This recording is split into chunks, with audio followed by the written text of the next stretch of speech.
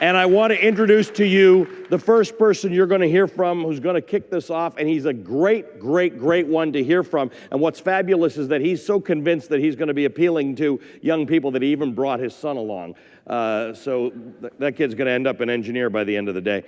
Rajiv Shah is the president of the Rockefeller Foundation. He's known to his friends as Raj. He's a doctor, a medical doctor. He's a former American government official. He's a physician, and he's a health economist who served as the 16th administrator of the United States Agency for International Development. He did that job from 2010 to 2015. He was raised outside of Detroit.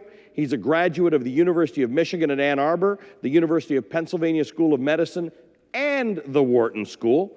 Prior to his appointment at USAID, he served as the chief scientist and undersecretary for research, education, and economics at the United States Department of Agriculture.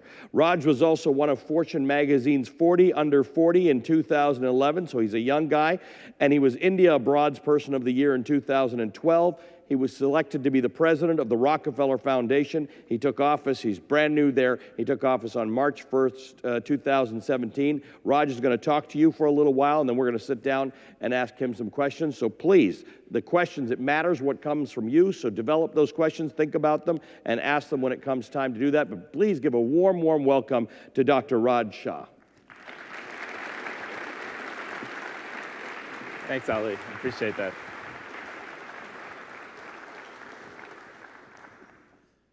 Good morning.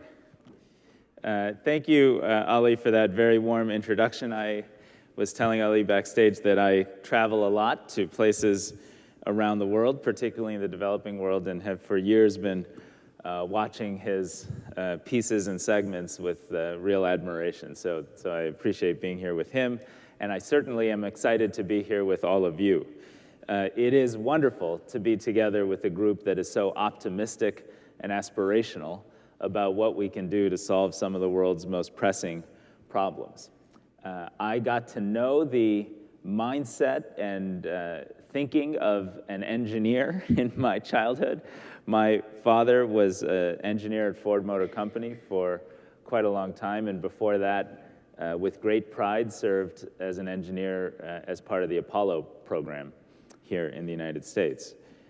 I grew up in suburban Detroit, and all the kids I went to school with had families and parents who worked at Ford, GM, or Chrysler at the time.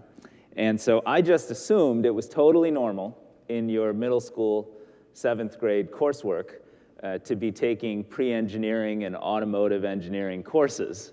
It wasn't until I got to college that I realized all these other kids that came from other parts of the country didn't know anything about pre-engineering drafting and had never gotten that early in their education. But this upbringing instilled in me a deep appreciation for the vital role of science and technology, not only to create further commercial progress, but to really solve tough public interest challenges and problems. And as you have said in the kind of preamble to your 14 grand challenges that are the core purpose of this gathering, throughout human history, engineering has driven the advance of civilization. And that, in fact, is true.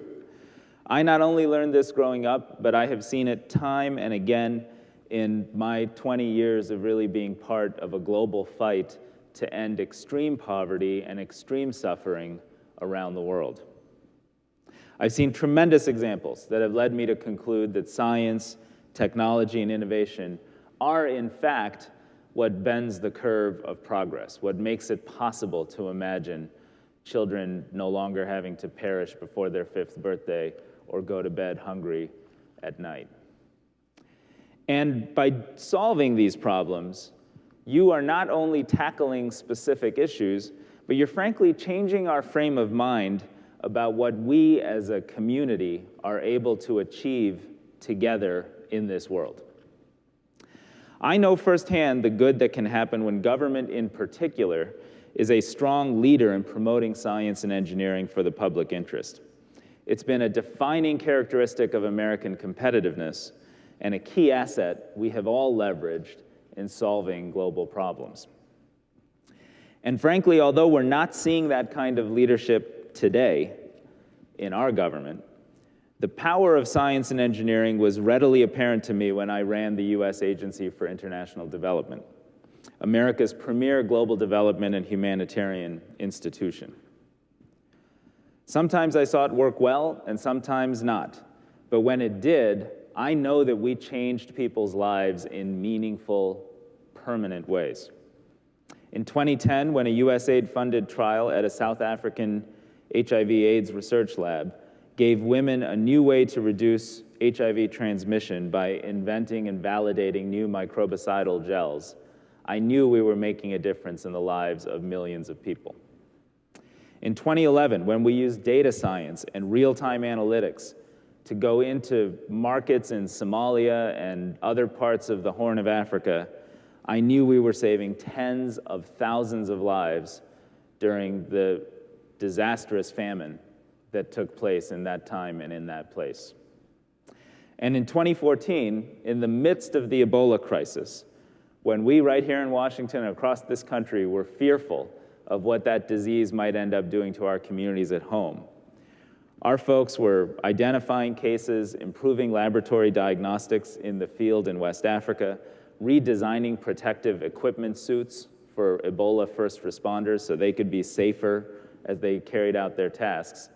And all of those engineering and scientific advances helped to wipe Ebola off the face of West Africa and certainly off our radar screens here at home. So I've seen the power of science and engineering in those examples, but also in the history of the institution I now lead, the Rockefeller Foundation. When I took on this job, I spent some time at the Archive Center near the family estate outside of New York City. And it was breathtaking to me to see how over this foundation's 104-year history, we have had a profound legacy of applying the frontiers of science, technology, and engineering to improve the state of humanity. In fact, our founder, John D. Rockefeller Sr., recognized this potential after using science to advance his own business.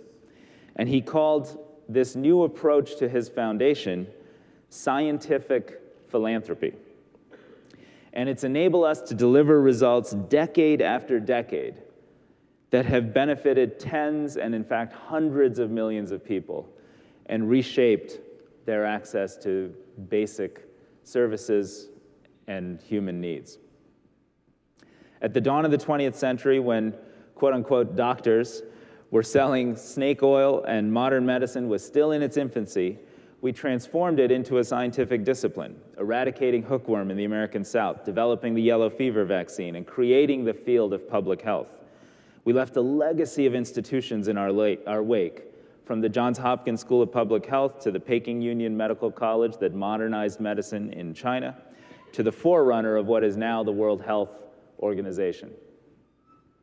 After seeing millions starve during World War II, and as booming population growth threatened to outpace global food production, we seeded research in agricultural science to meet the needs of the developing world economies.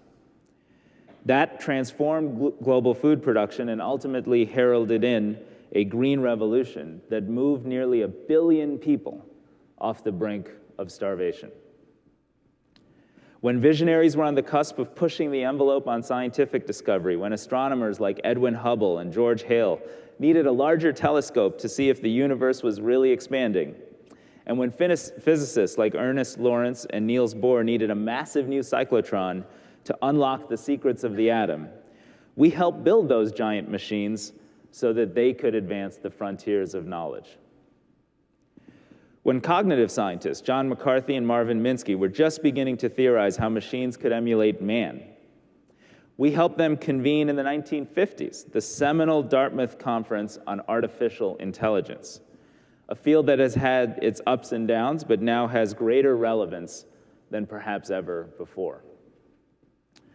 In more recent years, when Hurricane Katrina devastated New Orleans and Superstorm Sandy struck New York, we helped those cities leverage the expertise of engineers and material scientists, architects and designers to rebuild in a more resilient and protective manner. As the world has grown increasingly concerned about the global water crisis, something the Rockefeller Foundation first pondered in launching the field of hydrosystems analysis at Harvard in 1955. We've helped lead hydrosystems engineers at the World Bank and the University of Massachusetts to forge the next great advance in that space. And just over the last year, I've seen teams that we've supported in Africa collect imagery and geospatial data from airborne drones and satellites so it can be analyzed and the data fed back to help local farmers in Kenya and Tanzania harvest their crops more efficiently. But as we look at the global technological and engineering landscape today, we at the Rockefeller Foundation feel a unique calling to rise and deliver on our mission of improving the well-being of humanity around the world. We live in a moment when, let's be honest, anxiety about economic opportunity has led to real populist retrenchment in our politics. When automation and globalization are further separating haves and have-nots. When global goals, from fighting poverty, famine, and disease, to banding together to address climate change, are under immense pressure. So we've been asking, how at this moment can we step up and lead? How can we continue to harness innovative work on the frontiers of engineering and science for the betterment of our future? And that's why I came here today, because at this summit, you've come together to advance the solutions to some of the world's thorniest, biggest problems. Think about power and electricity. Today, more than 1 billion people worldwide are locked out of the modern economic opportunity because they live in areas where they literally have no real access to electricity. That means tailors can't depend on power tools and can only work by hand. It means children who want to read and study after dark have to use kerosene lamps that create fire hazards and indoor air pollution. The Rockefeller Foundation, along with our grantees and partners, are trying to change that by investing in mini-grids and solar-powered technologies. We're doing that in India and Africa and other parts of the world. But as we do so, we're asking, what can we do, what can you do as engineers and scientists to create even better solutions? We know that solving these problems can change the lives of tens of millions of people who live in rural villages around the world. We know dairy farmers build cold storage facilities. When they get power, they're able to then increase the amount of income they have in their families, send their kids to schools. We've seen it because we've seen our current work impact the lives of more than 40,000 people in rural villages in India. But we want these innovations to be scaled more significantly so that we can actually solve energy access for hundreds of millions of people.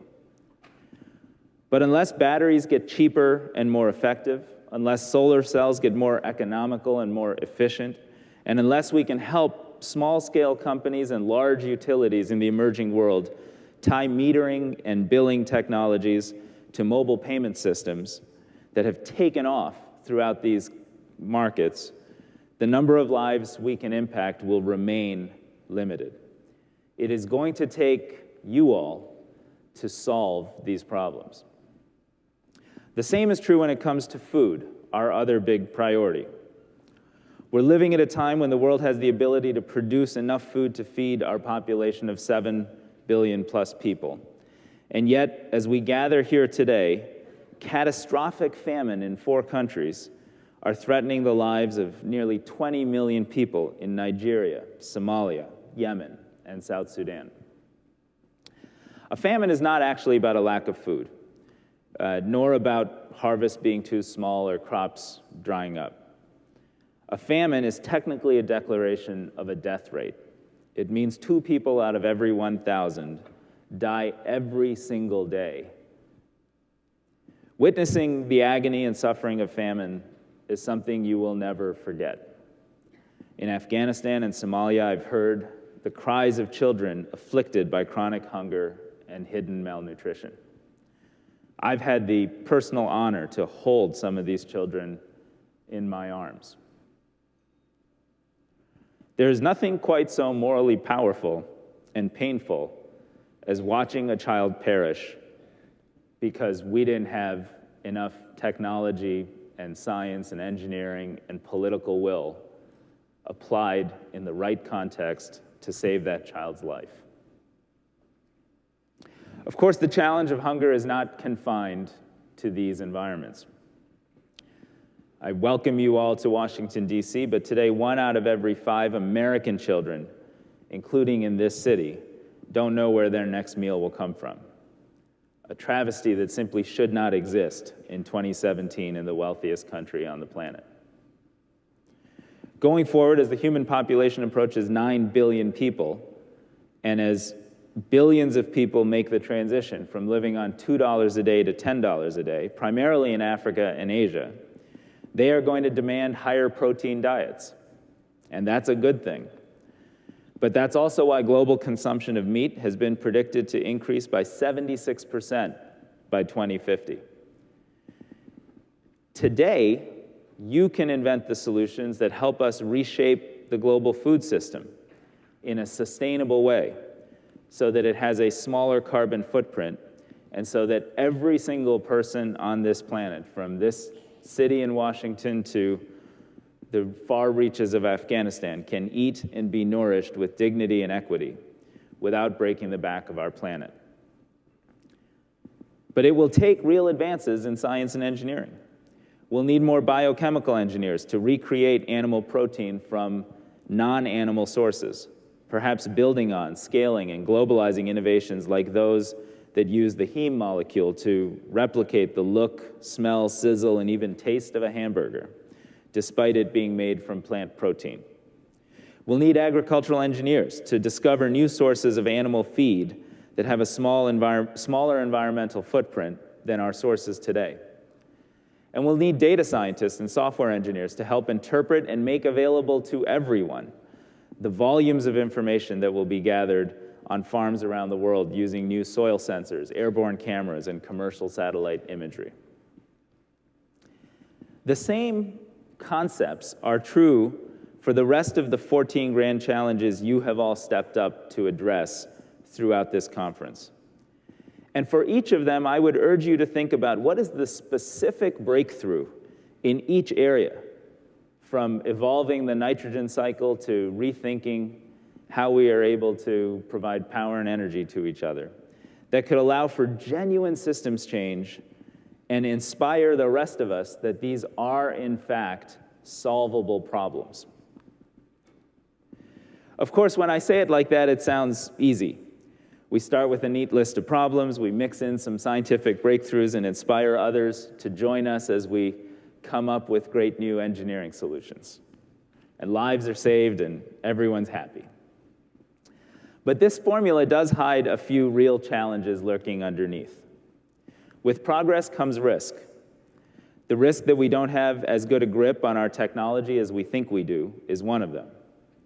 That's how well-intended discoveries can have terrible, unexpected consequences, like a CRISPR off-target mutation that could persist for generations. A second risk is that technology will be deliberately used for malicious purposes, to do the kinds of things humans have always done with greater power in their hands, to act in their own self-interest, create monopolies of power, or wage war against each other. That complexity is something we as a foundation have a bit of experience with. While we proudly funded the Berkeley cyclotron in the late 30s, it was only after World War II that we realized some of those investments were used to help create the atomic bomb. What are the cyclotrons of our day, or of the next 10 years? Our newfound ability to edit genetic code could be used to resurrect virulent diseases, as is already happening.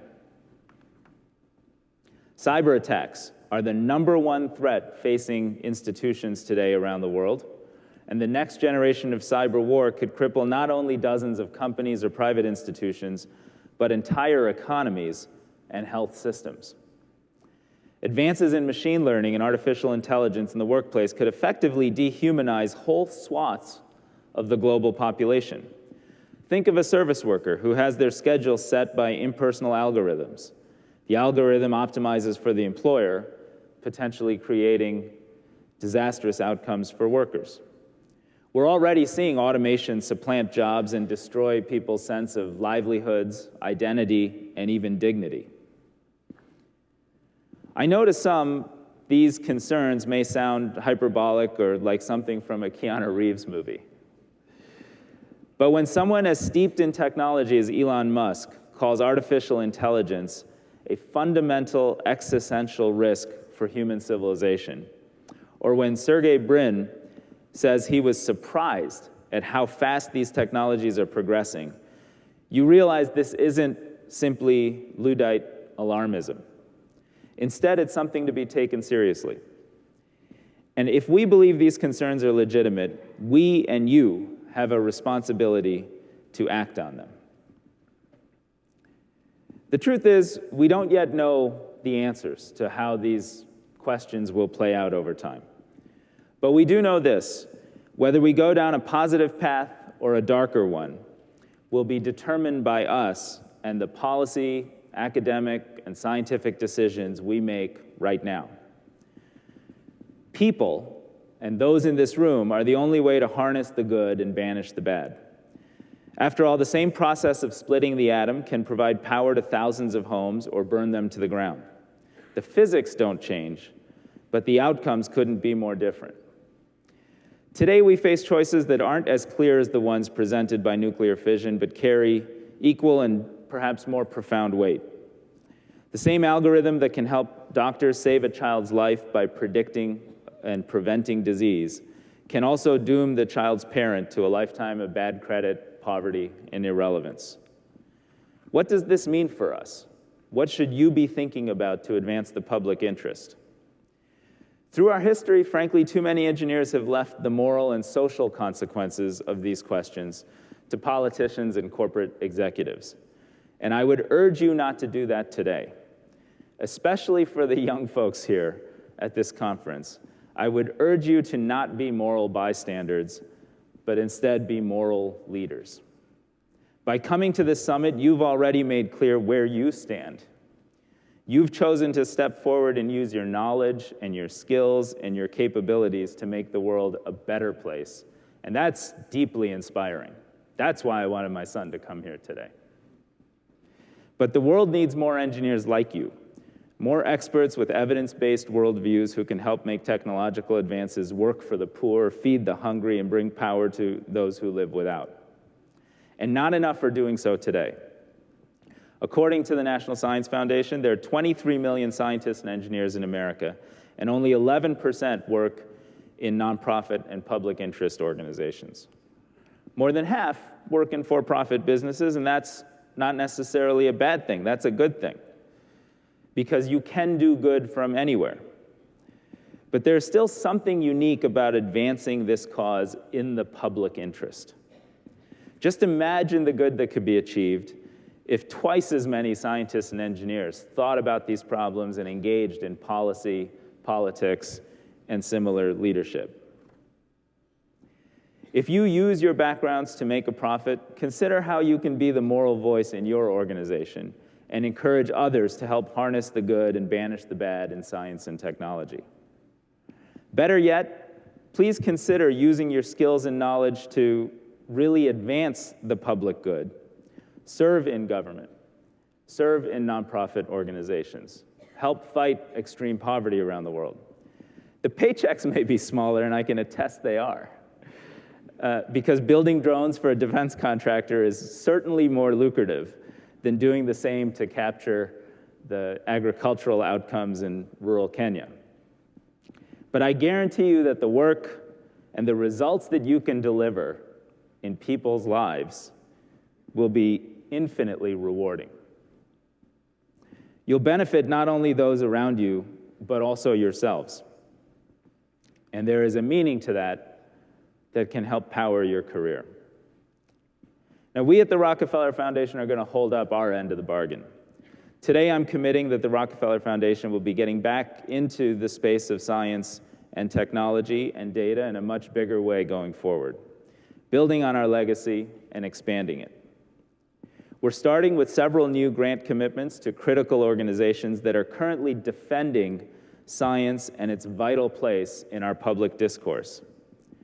Through these series of grants to partners like the American Association for the Advancement of Science, the Union of Concerned Scientists, and the Science Philanthropy Alliance, we hope to stand up and make a statement that now is a particularly important time for scientists, technologists, and engineers, and those who ground their decisions in real evidence and analysis to be taken more seriously.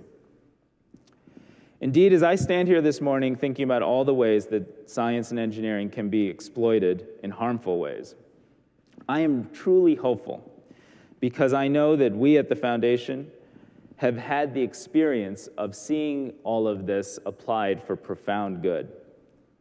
And I see that same spirit right here in this room, in the hundreds of engineering students from across the United States, the United Kingdom, and China who came here this morning with a passion to solve global problems for the betterment of humanity.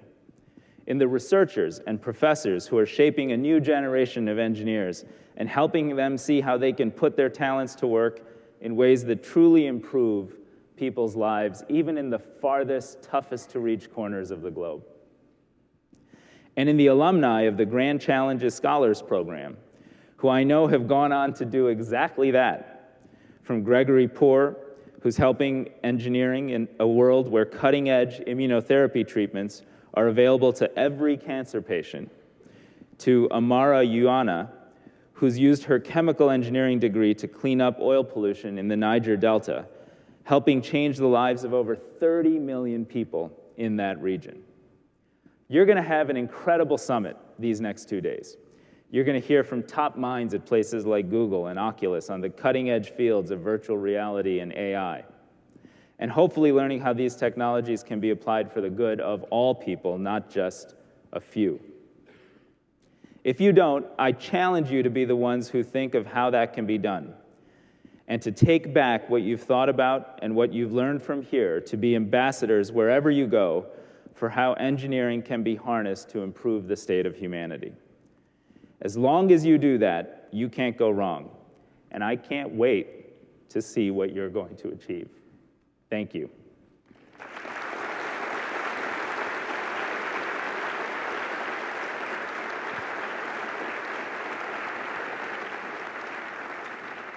Excellent. Thank you.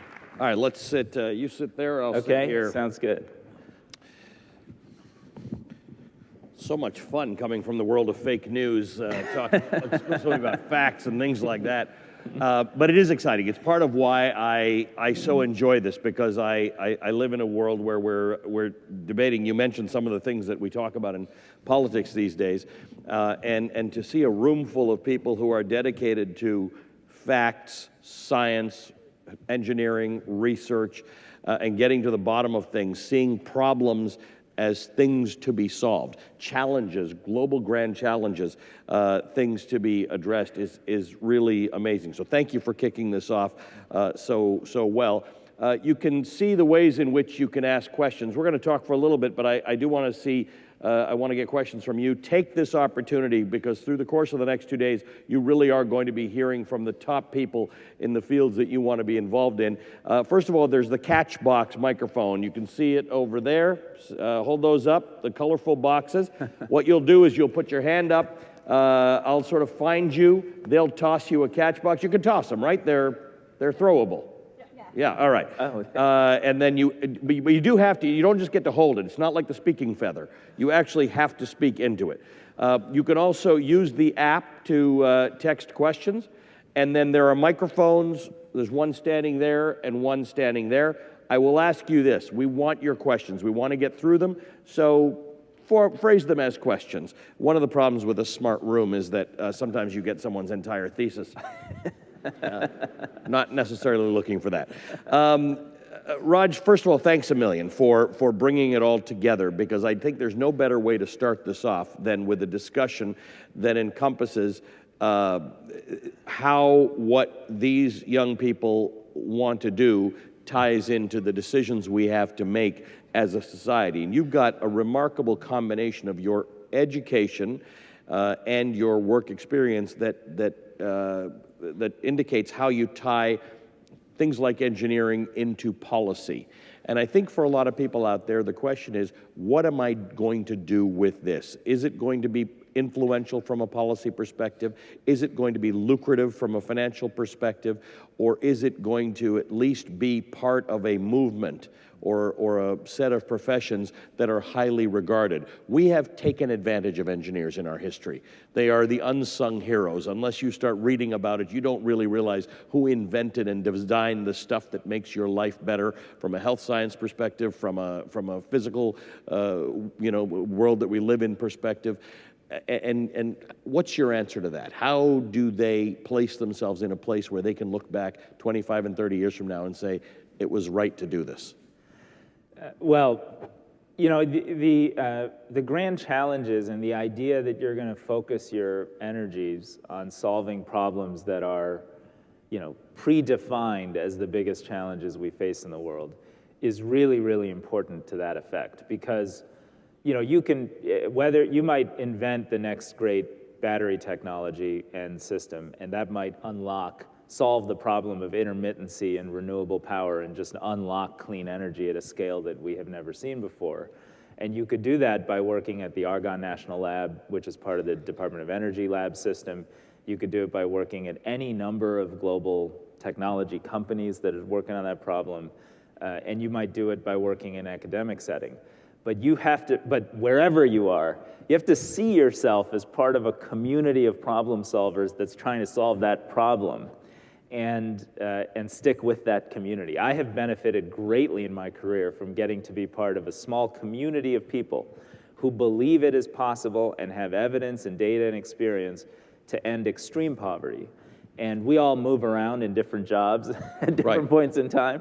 But at the end of the day, we're all helping each other out. You feel connected to the mission. Right. And the mission stays with you no matter where you are. Bono, who is a member of that team, says famously when we change jobs, he's like, well, you're changing seats on the train, but you're still on the train. Right. And that's really important. You got to stay on the train as opposed to just thinking about it as a job or an academic paper or, you know, one contribution at a time. Should anyone in this room be affected by, you made a oblique reference to it, but the wax and wane of the preeminence of technology and engineering, and for that matter, facts, in our politics? In other words, I guess my question is, how do you tell these folks, don't be discouraged by the fact that engineering and the grand challenges are still preeminent?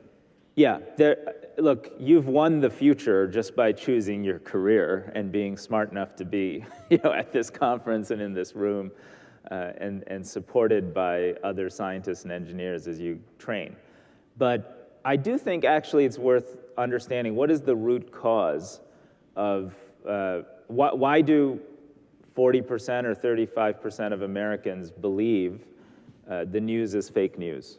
Why is there such a negative reaction to elites perceived as those with college degrees and those with doctoral degrees and those that live on coasts and those that work at technology companies?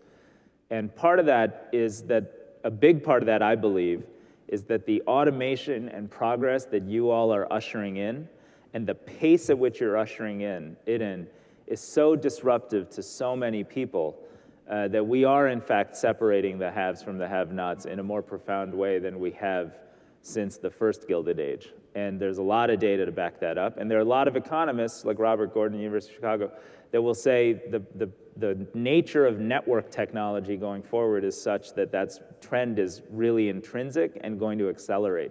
So I think you have a responsibility to think about and participate in the public discourse and not just say, oh, you know, gosh, those folks just don't know what I know, but really engage with people and be part of the public and the policy dialogue. And from the policy perspective, and maybe the media perspective, we haven't always been as thorough on that side. So for instance, we're not discussing, we celebrate, and on the stock market, we celebrate great engineering feats that become apps or become technologies or become self-driving cars and things like that. And we never really fully answer the question about what happens to people who get displaced. So the conversation about coal today is about that. A lot of this is technology. Even if we needed more coal, we probably don't need more coal miners to do it. There is a role for engineers to inform that discussion, how better to have it in public policy so people don't just feel passed by and ignored and shunted. I think so. I think here's just a stat that I find powerful because I grew up in Detroit. At the heyday, the big three auto companies had a huge market cap aggregated and applied and had some 12 million total employees. Today, the big five technology firms have a market capitalization many times more than that by any standard. And they have a total employment base of something like 1.3 or 1.4 million. And the value in society is being created in technology, in data, in analysis, in applied analytics, in machine learning, in algorithm development. And that's just by nature created by a smaller group of people than when we were making cars on assembly lines. And you all have to deal with this. It's just a big part of the pace of progress. And I think thinking about the ethical and social consequences of all of this ought to be, in my view, part of the training and responsibility for engineers, because you're the ones ushering in that future. I'm going to invite people to take to the mics or put up your hand if you have a question for Raj, and we will toss the catch box to you. Do I see any questions out there yet? Don't be shy. This guy's got a lot of good answers. All right, I see a few hands. There's one in what looks to be about the fourth row from the back here in the front section, and then a gentleman in the second row here. Oh, you got to throw the catch box. I mean, yeah, you just hand it out. That was a really lot less fun for us. Let's try a toss to this one. There we go. There we go. All right, let's start with that one over there. All right, wait, okay. So you keep mentioning that that engineers have a place at the table to drive conversation and drive policy. But as our curriculums get more and more STEM focused and a lot more engineering focused, I think we're missing out on a lot of the communications discourse kind of exposure that we need to have as students and as academics. How do you propose that we get better at knowing how to talk and how to drive discourse rather than driving engineering? It's a great question. That is an outstanding question. I'll tell you, I think there's no other way than trying. I was a medical student and in grad school studying economics and just wanted to work on a presidential campaign. So I drove from Philadelphia, Pennsylvania to Nashville, Tennessee one morning and showed up as a volunteer on Al Gore's presidential campaign. I made no money. I lived in, at that time, Vice President Gore's mother's friend's pool house. Everyone in my life was like, you're throwing away your career, from my chairman of medicine at Penn to my dad, who would remind me that multiple times a day. And the truth is, I think you gotta do things like that. There's no other, like, how did you become such a great well, it's the same issue, right? Because your parents don't really, particularly for children of immigrants, that's not the thing they want to hear, that you're veering away from a certain profession into trying to do something else. But I agree with you. You got to just try it. It's a good question, and it's one that the National Academy of Engineering thinks about and talks about a lot. How to perceive engineers differently, and how engineers can play a role in policy and development. So we're gonna pursue that one over the course of the next 2 days. Thank you for that. Just before I go to you, I want to ask a question that's come in on the app. In this next cycle of summits, what steps need to be taken to make the Grand Challenges a more global movement? There's a good start here, obviously. We've got the UK, we've got China, and we've got people from all over the world here. What international organizations can and should be brought into the fold to sponsor and foster and guide the movement? Well, I think that's a great question, and it's so awesome that you guys have such an international platform already. For those that are representing Chinese institutions and schools here, thank you for being a part of this. And I think a big part of the answer is there are some newer regional leadership institutions in China, like the Asian Infrastructure Investment Bank, the Chinese Development Bank, the Chinese Agricultural Research System, which is massive in scale. I think those institutions need to be a part of this effort. So those of you from there reaching in and making those connections is going to be important. The UN institutions are very important. They're difficult to deal with, as I've learned the hard way. But it's worth the time to sit through the meetings and to learn about what is a person coordinating a humanitarian response to an Ebola crisis on behalf of the United Nations. What are their challenges? Like really being respectful of what are their challenges to allow yourself to connect to and help them more effectively. And ultimately, I think private institutions, whether it's philanthropies like Gates or Rockefeller or others, or small companies and startups, all need to be a part of this movement. So I would figure out a way to make the Grand Challenges an invitation for partnership across those kinds of diverse actors. Hello? Okay, I guess this works. So I submitted this question through the app, but I didn't see it show up, so I figured I would just ask it in person. Sure. But historically, monopolies have been, capital expenditure driven, where they consist of land, factories, and things like that. You kind of alluded to this a little bit, but it seems like modern day monopolies consist of data and information. So I guess I was wondering, what do you think are the main barriers to getting this data and information to those who could use it in, the third world, and what can we do to lower those barriers? That's a great question. I don't actually know that I can answer it because I don't know enough. But I think I'm starting to see some models around the world that are a little bit different. Like if you look at Estonia, I know it's a unique place to look, but they're taking a unique approach to how they design a system where their citizens have ownership of their data and the data they generate, and can then license it out and sell it to different firms, including the big ones that you're referring to when you say monopolies. But at least they have the ability to make that decision. I think we're just touching the regulatory options on how to think about ushering in all of this technology and data and machine learning and science to make our lives better, but making sure we're really tackling human empowerment, ensuring people have privacy, ensuring people have the basic control over their own lives going into the future. And I think that's going to be, for those of you on the intersection of the technology and science and engineering and the policy on that front, it's probably like regulating medicine in the 1910s. It's just you're in such a cool space and you're going to learn so much, and you'll be adding a lot of value. At least some of you in this room know what data you're talking about. I think the majority of Americans have no idea when you're talking about ownership of your data, what are you talking about? Yeah. It's for years we've been entering stuff into computers, and somebody now has that information. Anybody else want the catch box?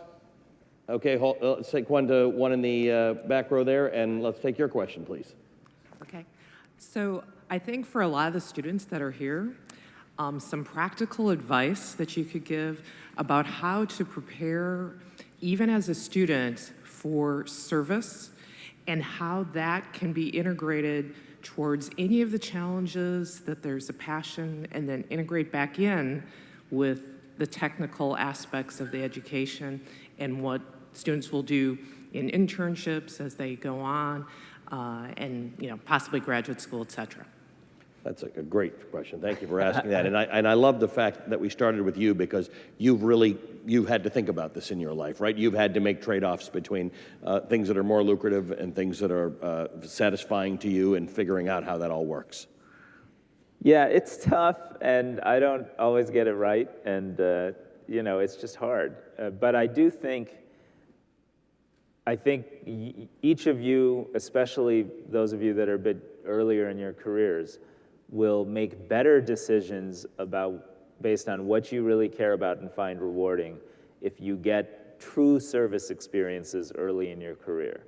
And I don't know what that could mean in your space. Like if you could volunteer or be a fellow in a House office or a Senate office and contribute that way, if you get the chance to go, I mean, I saw young scientists go to like Bangladesh and create new water filtration systems that took arsenic out of water, and then they could see the impact of their work in some very, very poor communities and see children getting real drinking water consistently for the first time. Those experiences, I suspect, will stick in the hearts and minds of those young kids and will affect their own decision-making going forward. So I know it's hard, it's very hard to get those experiences. Hopefully we can be helpful, but I do think whether it's the National Academy or foundations like Rockefeller, having one of those experiences early in your career, I guarantee you will change some of your decision-making downstream, because that's what you'll remember when you say what really matters to me. I'm going to go to the catch box in the back. As a, excuse me, as a lifelong academic, I've written hundreds of proposals to foundations like yours.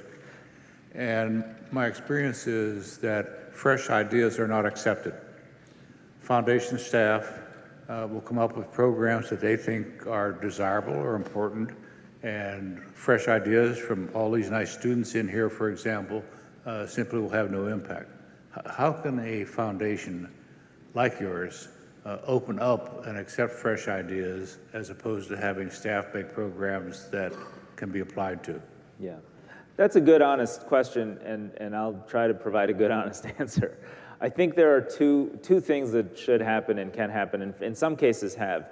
One is, as opposed to grand challenges, I've seen in the past and been part of structuring smaller grant opportunities called Grand Challenges Explorations, where the express purpose of that is to get a broader set of actors and ideas, resources, but much smaller grants, so that you can, spread it around a little bit and see what comes of that kind of exploratory mindset.